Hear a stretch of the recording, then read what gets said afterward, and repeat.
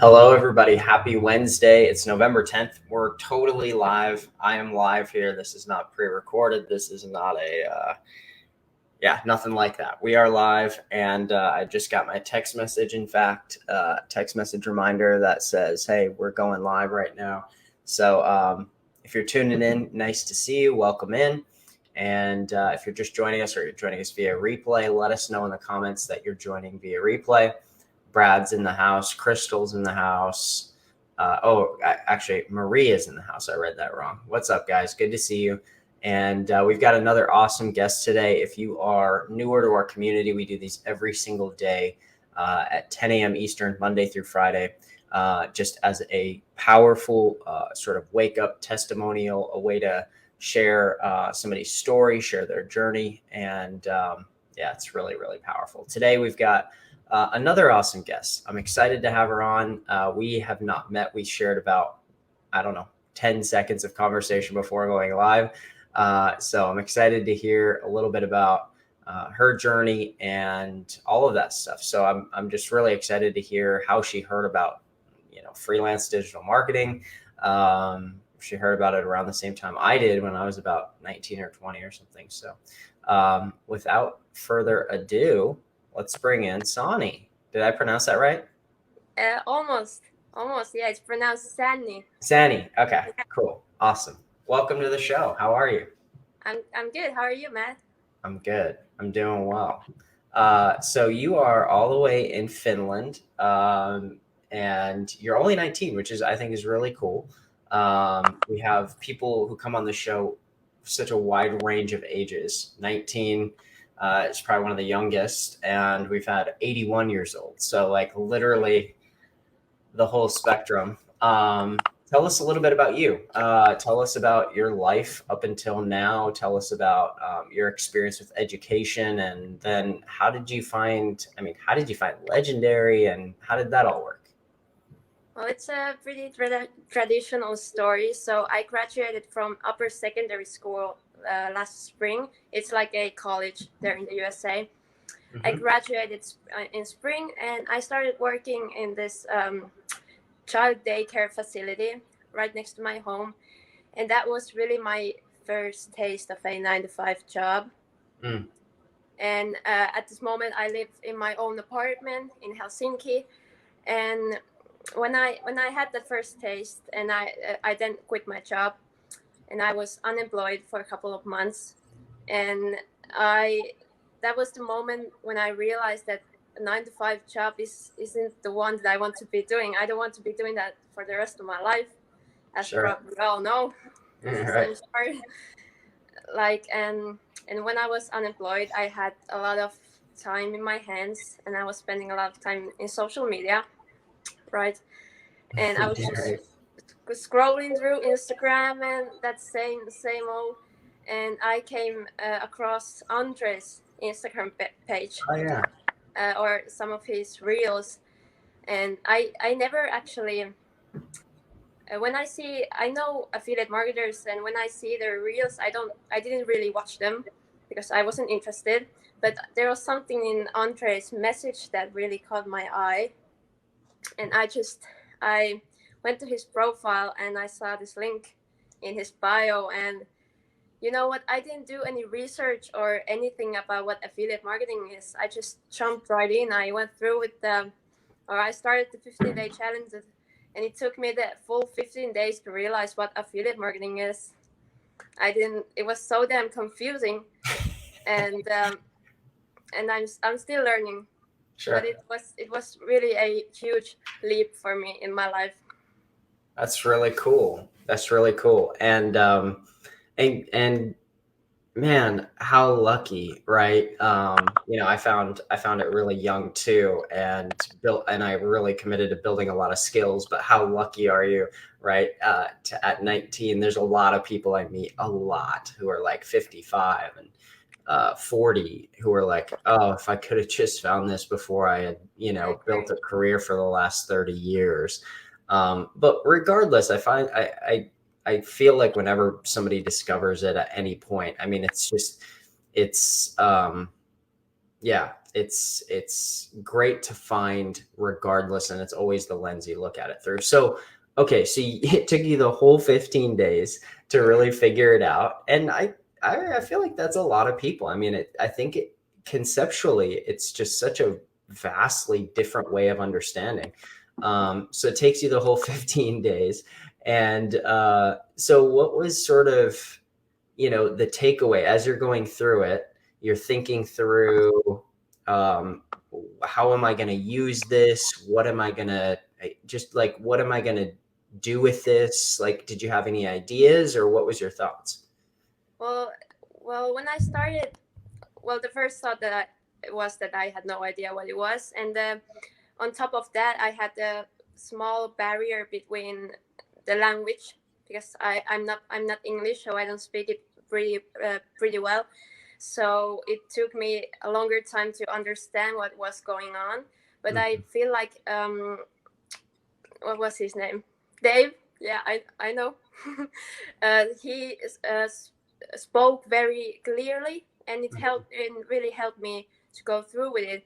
On top of the business plan advisor that I had, who taught me a lot and really helped me to get started.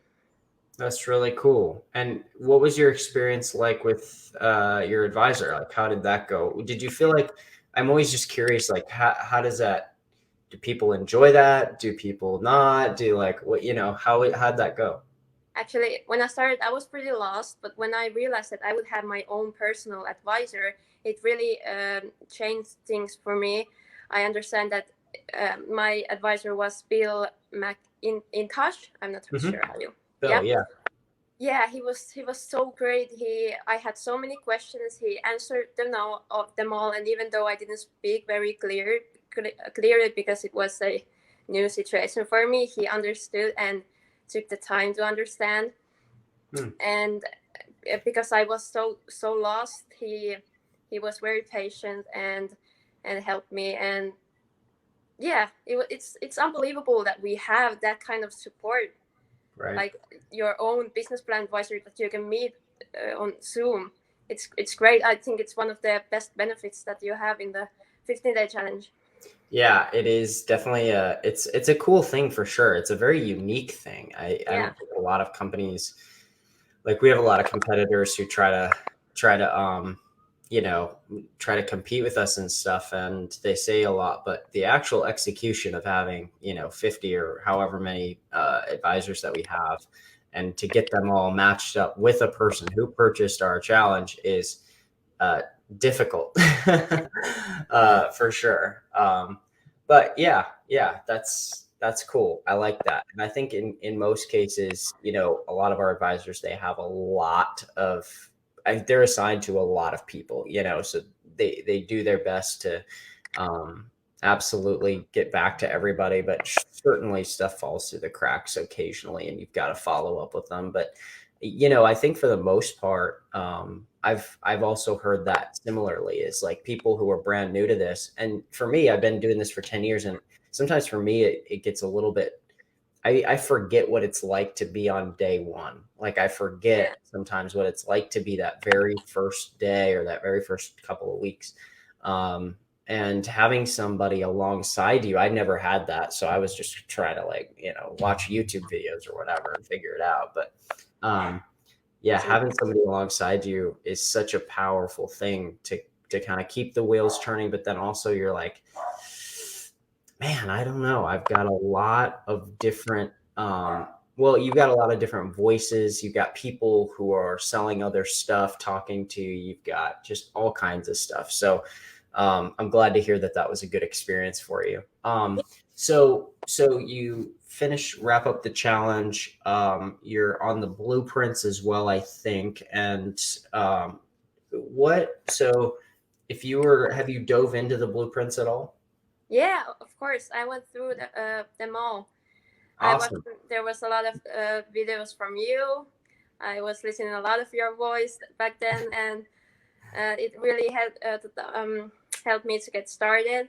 And we had what was it called, decade in a day, Mhm. and I didn't really understand the concept at first.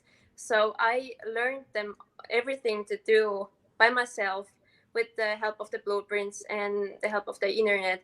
And then I signed up to the gate in the day.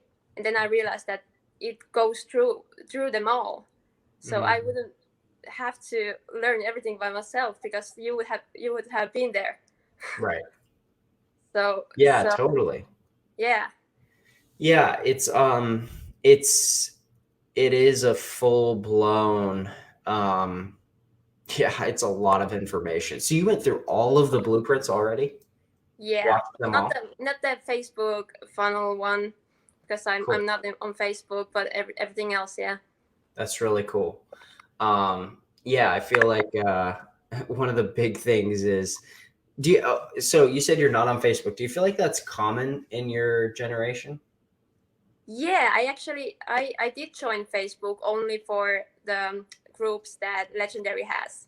So I don't use it. I Yeah. sometimes I speak chat with my grandpa, but nothing else. Something from Legendary and something from my grandpa. Nothing else on Facebook. Yeah, I think that that's becoming more common. Yeah, we are on TikTok and we're on Instagram and Snapchat. No Facebook. Yeah. Nice. I feel like in the blueprints, one of the big things so where have you gravitated towards? Is it like more Instagram? Is it more TikTok? What have you gone on for social media Well, for actually, marketing? I'm mostly on TikTok. There I have the biggest audience, and as I am from Finland, my audience is 99% Finnish. They're in TikTok, so they're in Instagram. My audience isn't as big, but I have a full range of people there are all around the world. So it's so I can't really mix them because the audience is so different. Yep. Yeah. Yeah, interesting. So your strategy has been not to because sometimes what people do is they try to figure out a way to get the American audience, Yeah. and your strategy has been more just straightforward, just whatever audience the algorithm's going to give me, I'm going to take that and I'm going to run with it, right?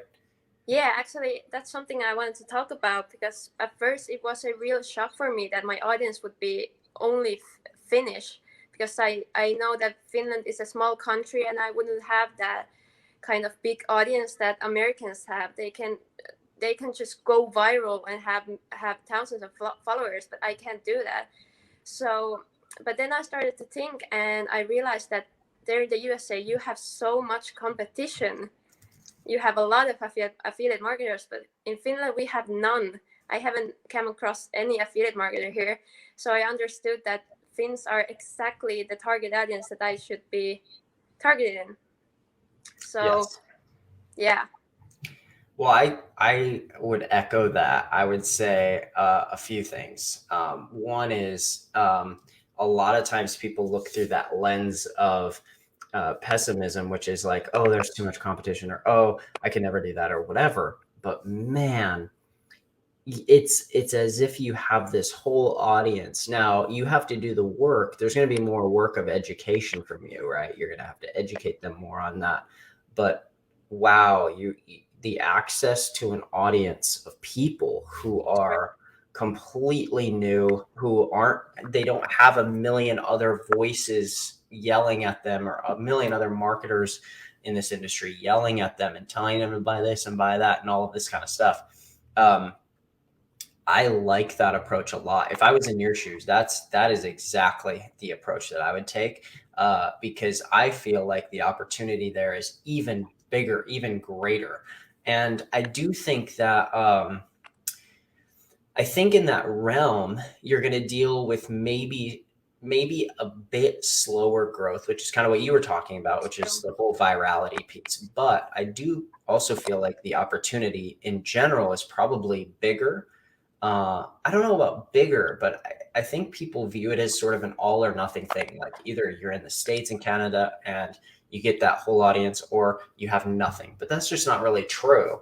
I yeah, think you go after the audience that you're surrounded by, and you cater and get your marketing to be on par with something that they're going to listen to and pay attention to, basically.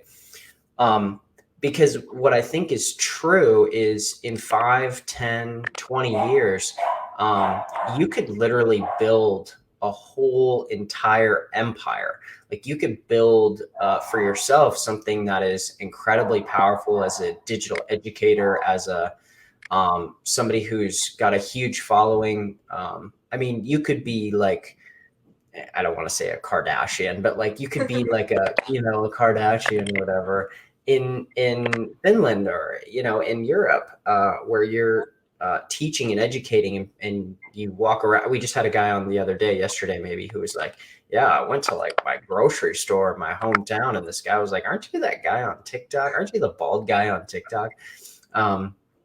And I think that happens more than we realize. But I think, how big is Helsinki? It's not that big. What's the population? I don't know. You should Google it. All right, I'll Google it. Population is 600,000. So not that big, but not that small either. Yeah. And I'm sure that it's not just people in Helsinki seeing that, but Yeah. also it's all over. But you've got enough people for sure. And right now is the perfect time because more people than ever are staying at home, working from home, right? That type of content is really blowing up in front of people. What in terms of, are you getting engagement? How has been the engagement from people about this? What do people comment? Do people message you? What's that been like? Well, actually, there's good and bad sides when I have this small country audience. So the Finnish TikTok, it's known in our country that the Finnish TikTok is very, very negative, and it can really, really, people don't go to TikTok only because it's so damn negative. So I have been, and because affiliate marketing is such a new concept here in Finland, I really had to really educate people, because if I don't educate them, they immediately think that it's a scam, and I get so many negative comments on that you're a scammer and that's not legitimate and you are just trying to steal people money. But when I explain to them that this is totally legitimate, they understand and maybe get interested. But the thing is that those who aren't ready to change the path of their life, they immediately say that you are not legit, and they block you or something. Yeah. And one thing I want to talk about is the money culture here in Finland. It's connected to that negativity. So here in Finland, we don't talk openly about money. So it builds a wall between me and my audience, because I have to be very subtle when I talk about money, because people immediately think that it's not that respectful. So, and I think that's a huge difference between the USA and Finland. So because there in the USA you can so openly talk about money, and when I started, my username was the Make Money with Sonni, which is very popular, and I realized that Finns took it as a red flag. They didn't even click my account because they immediately saw the money there and they thought that it's a scam. Yeah, and I had to change it to the name I have right there, because I needed to connect with my audience. I couldn't just go with the flow as I first did. I had to understand the needs of my audience, and that has really been it has been interesting, and it's something I have to work on still. Wow, fascinating. So a totally different world, but also look at you being a great marketer who's realizing and hearing, what people are saying. So what are people saying? How are they saying it? What are they scared of? And you're so locked into not just copying what everybody else is doing, but really figuring out how to build your own brand and build your own thing that's actually going to work to your audience that you're speaking to, which is marketing 101, which is get out of your own head and what you think is going to work or what somebody else is going to tell you is going to work, and get into the minds of the people. There's this old copywriting quote from a really good copywriter. He says, the first step of writing copy is to enter the conversation that's already happening inside the mind of your prospect. So somebody you're trying to get to purchase something from you or become a customer or client, there's already a mind track going, right? So TikTok is bad. TikTok is negative. TikTok is all of this, right?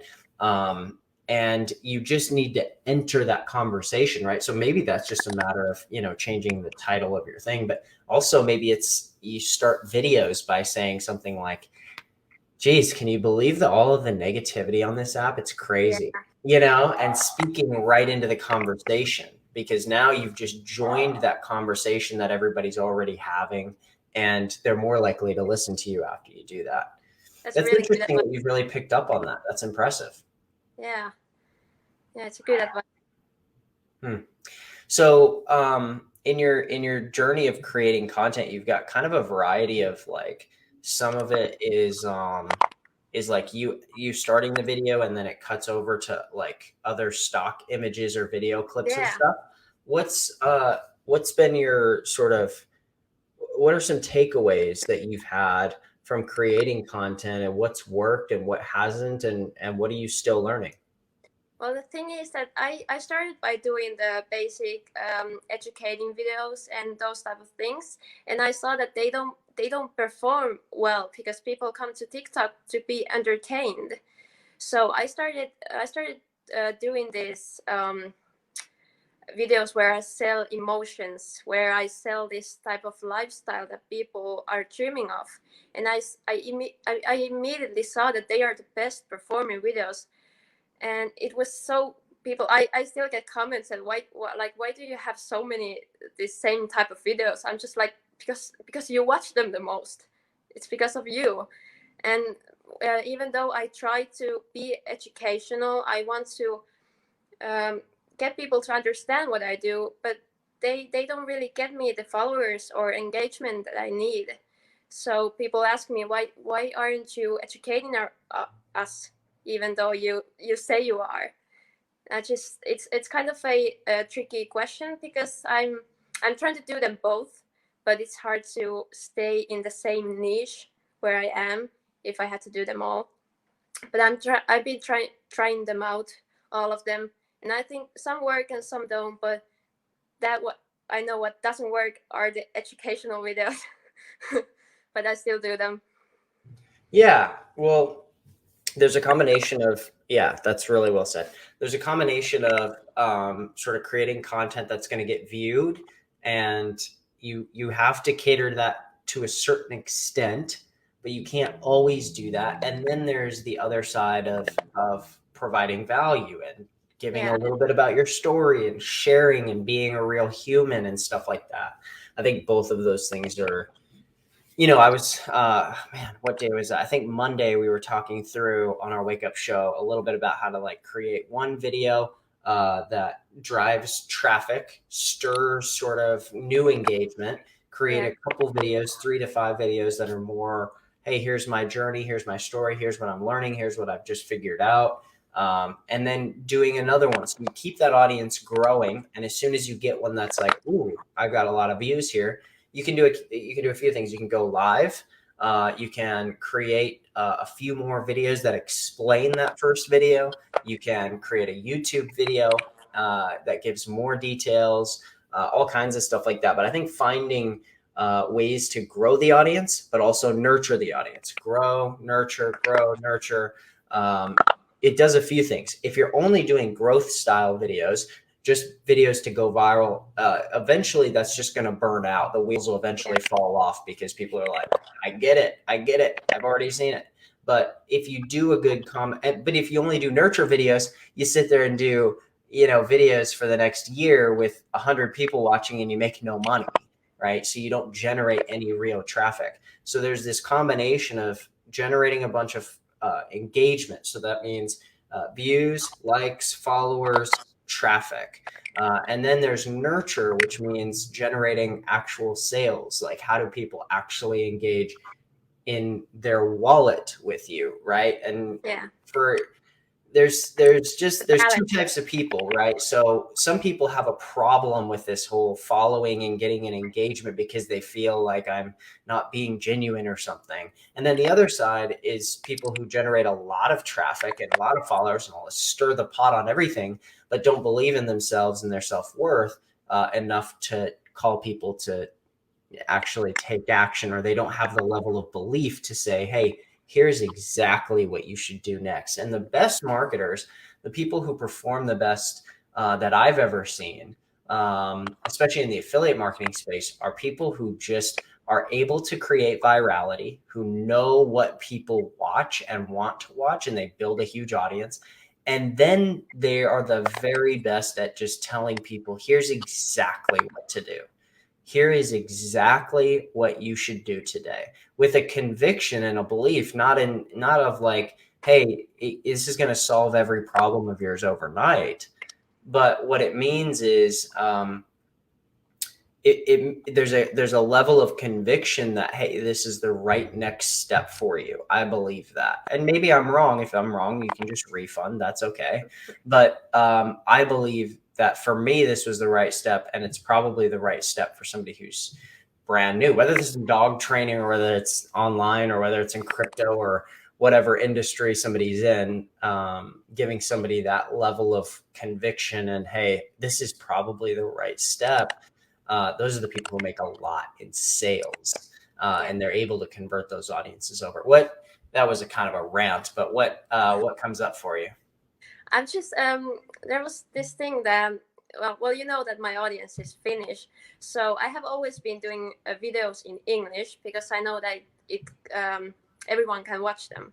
But last night I made my first video on Finnish because I want to try it out because I see I have friends that do TikTok in Finnish and they have like millions of views, which Wow. is unbelievable, and I could never do that by speaking English to my Finnish watchers, right? So I made my first Finnish video where I cleared out what affiliate marketing is, and people engage with it so much more, which really I'm so confused because I don't know what should I do right now because there I use my TikToks in my reels too. So if I did videos in Finnish on TikTok and videos in English on Instagram, that would be so much work. I don't know what to do, so I have a big decision to make. So like, yeah, I have to think about it. Yeah. Well, and the nice part is like there's people out there who are like who really judge, the type of content that people create, or like tell people you're doing the right thing, you're doing the wrong thing. But the truth is you could probably go multiple different directions with this and it'll probably work.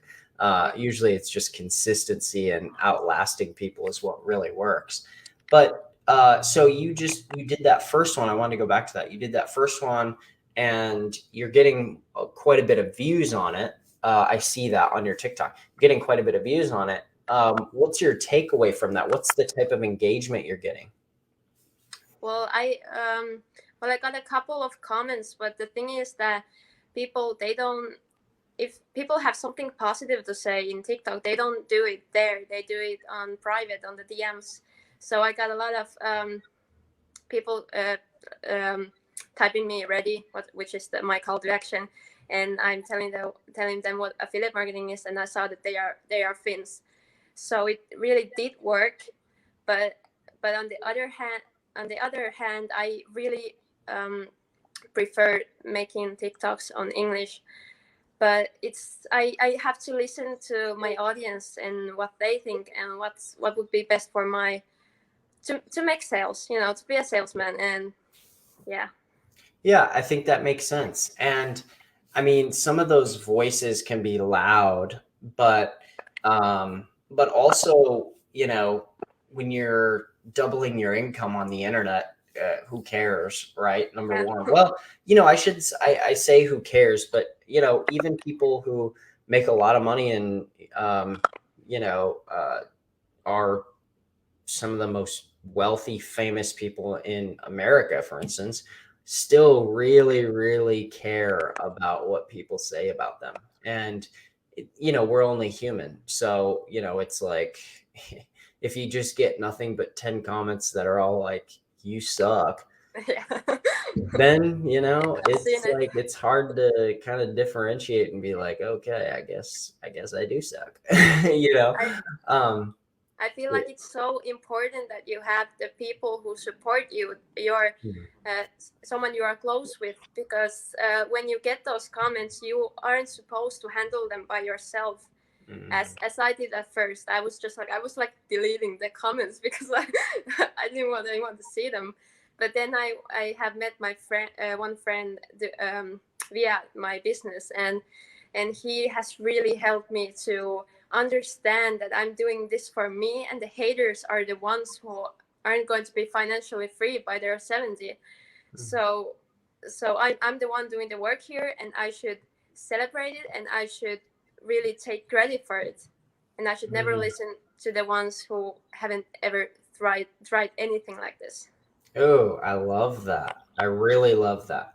And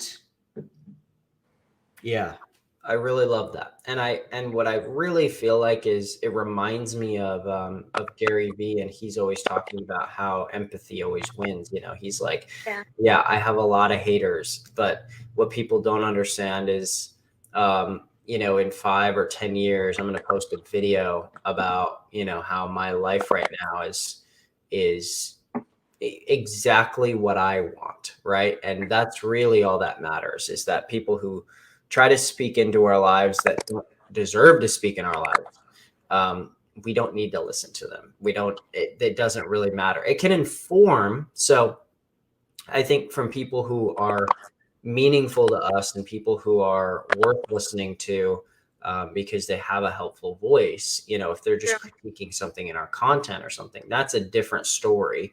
But generally, for people who don't understand, taking the empathetic approach is a much healthier way to go about it because taking that empathetic approach, um, what that does for us internally is it allows us to just sort of there's this big, it's like a temperature, it's like a thermometer. There's this big like it's almost like our like blood pressure just starts to rise and we get like all, you know, Yeah, freaked out. And um and taking the empathetic approach, it's something Brene Brown, I heard her say a long time ago, is basically that people are doing the best that they can. So she said, at one point, I started to believe that people are doing the best that they can.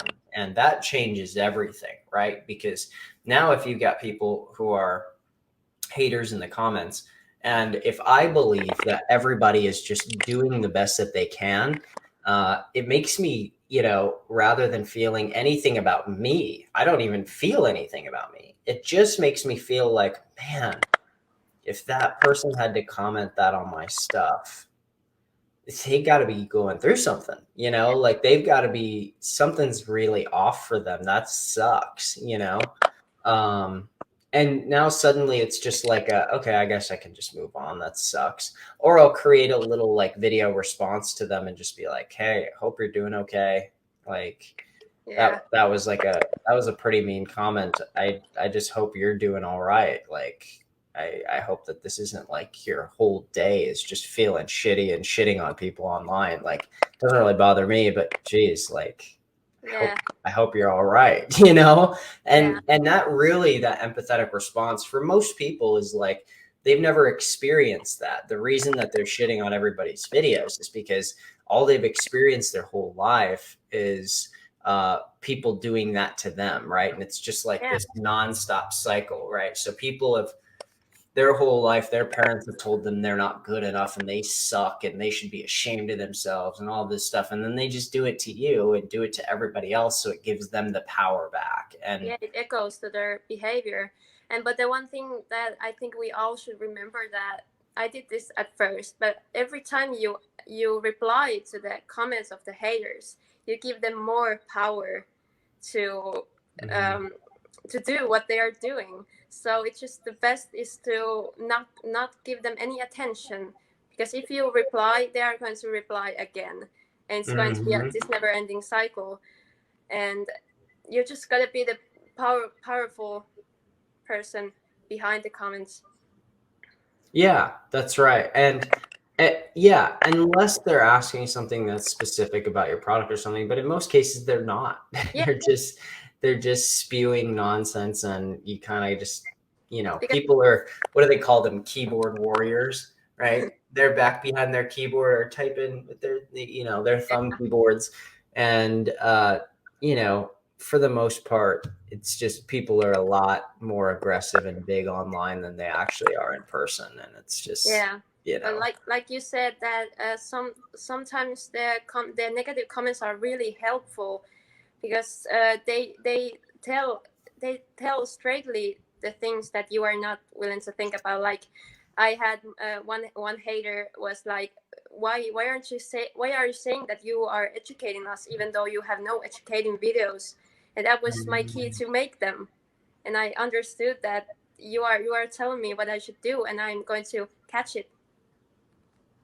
Ah, I see. Yeah, Yeah. Interesting. some of Super them are interesting. helpful. Yeah. It makes sense. Um, cool. Wow, that's really insightful. So, okay, so we'll start to wrap this up here, but what I thought would be cool is if you could give a little bit of encouragement or maybe a little inspiration to people who, we have a lot of people who watch this live and a lot of people who watch as a replay, and and many of them are just getting started. They're in the challenge, they're getting going. Maybe they just started. What would you say to those people who are just getting going? Maybe they're a little nervous, maybe a little bit worried. They're hearing about haters and they're like, geez, I just am starting the challenge. I'm not ready for haters yet. What would you say to those people who are just getting going? Well, what I always say to my followers is that the first step it really is the hardest, because it's so easy to skip doing something like this, but there's so much potential in online income. It's the future, and you should never skip it, because you have this opportunity here. But if you have the mindset what's needed, it's gonna be easy for you, Yeah. because if you have the dreams and you have the uh, what you are dreaming of, it's going to happen for you if you just take the first step. And it becomes easier the more you do it, and you just it's it's easy. Yeah. And it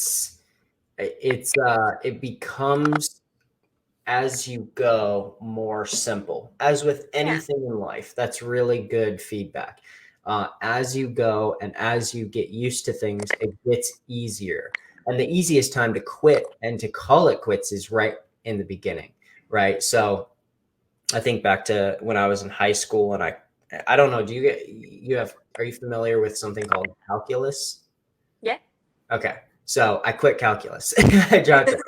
I got about 3 weeks in and I was like, are you kidding me? Like, I'm not going to school to be a mathematician. I'm never going to use this, which I haven't still. I'm 30 and 31, and I have not used that.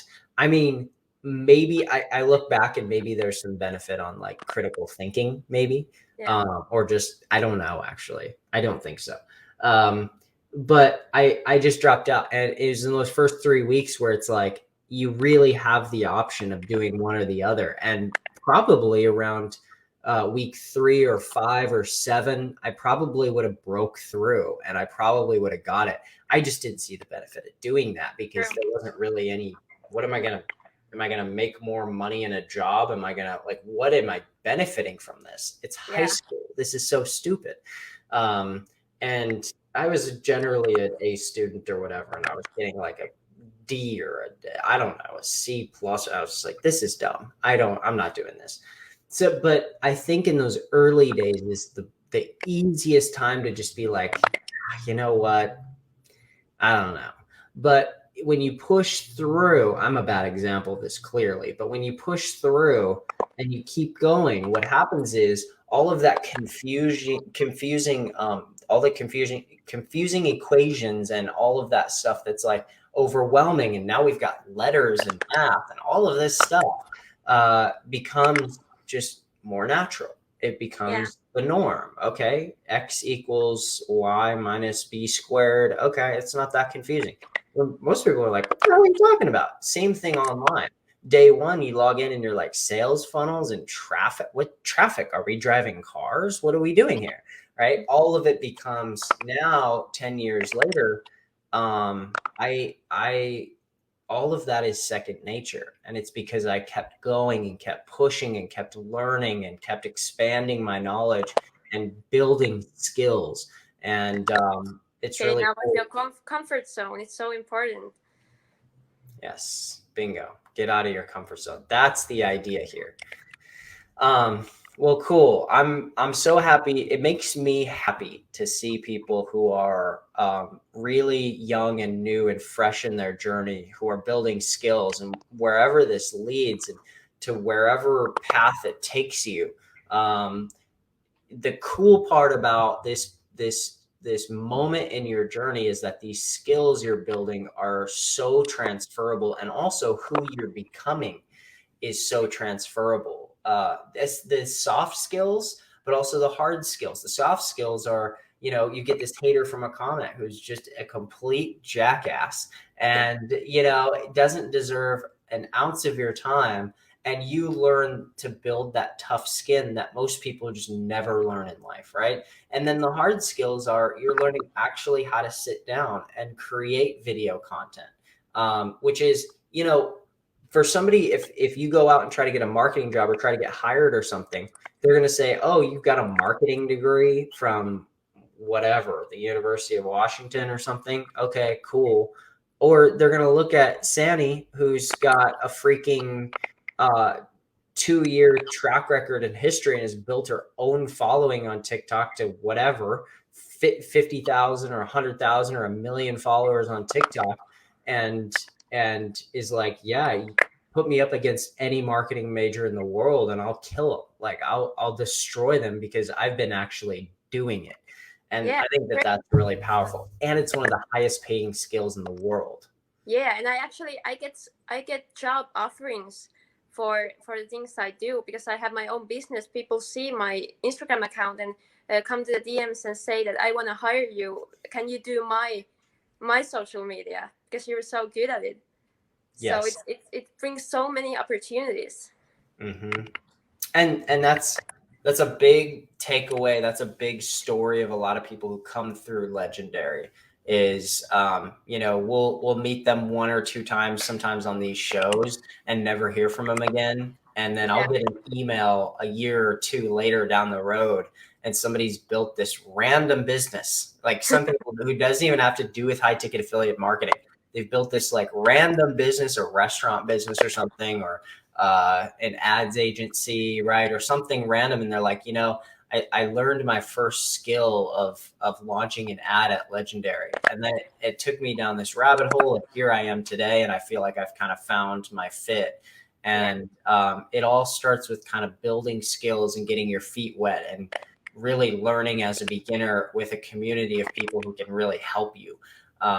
Which it sounds like you found. So I'm excited about that. Thanks for coming on today too, by the way. thank you so much, Matt. It was nice meeting you. Nice meeting you too. And if you're open to it and you're still rocking and rolling, we'd love to have you come back on, in a couple months and just check in and see how things are going. That's great. I will be back soon. Awesome. Thanks again. See ya. All right. Hey, everybody, make sure to give a follow right here. You can see her TikTok and Instagram right down here. Sonni. I'm not going to try to pronounce her last name. I would completely butcher it, and I just am not going to do it. So go give her a follow, though. And, for everybody who's here in the United States, you can probably help her out a little bit by giving a follow and giving her a little bit more traction here in the U.S., which would be great and a huge side benefit for her. So For everybody who's here, we'll be back here tomorrow, same time, same place, 10 a.m. Eastern. Peace out, everybody. Have a good rest of your Wednesday. We'll see you tomorrow.